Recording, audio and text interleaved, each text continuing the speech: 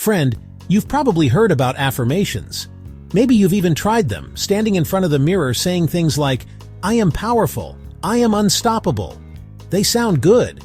But here's the question we must ask. Are affirmations actually biblical? Or are they just another self-help trend dressed up in nice words? Today, I want to cut through the noise and get to the truth, and show you how to speak life over yourself in a way that aligns with God's Word, not just human wisdom. Let's start by asking, what are affirmations really? At their core, affirmations are simply statements you speak or think repeatedly to reinforce a belief. They're not automatically good or bad.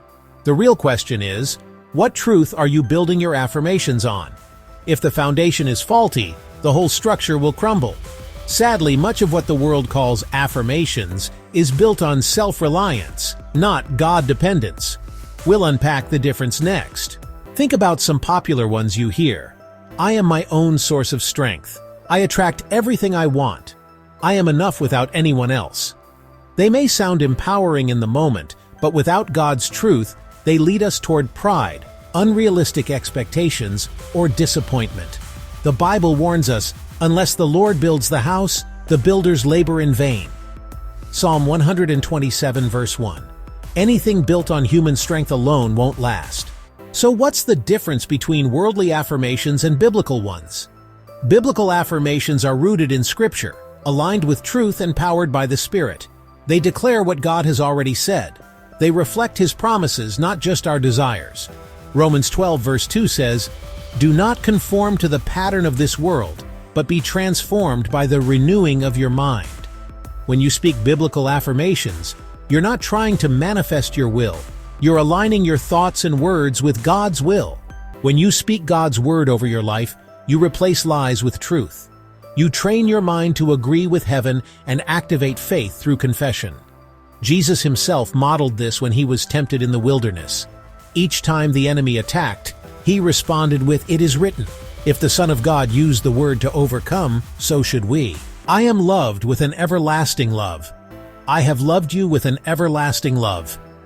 Jeremiah 31 verse 3. I am fearfully and wonderfully made.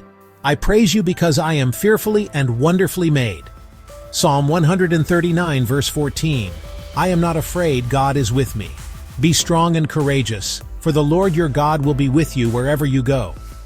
Joshua 1 verse 9. I am forgiven and free. There is now no condemnation for those who are in Christ Jesus. Romans 8 verse 1. I am more than a conqueror. In all these things we are more than conquerors through Him who loved us. Romans 8 verse 37. I have the mind of Christ. We have the mind of Christ. 1 Corinthians 2 verse 16. I can do all things through Christ who strengthens me. I can do all this through Him who gives me strength. Philippians 4 verse 13. Pause after each one. Let the words sink in. Speak them with faith, not just as a mental exercise. Write them down. Keep them in your journal, on sticky notes, or your phone wallpaper. Speak them aloud. Life and death are in the power of the tongue.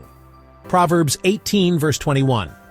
Pray them back to God and be consistent until truth becomes your default thought pattern. Beloved, affirmations are about agreeing with what God has already said.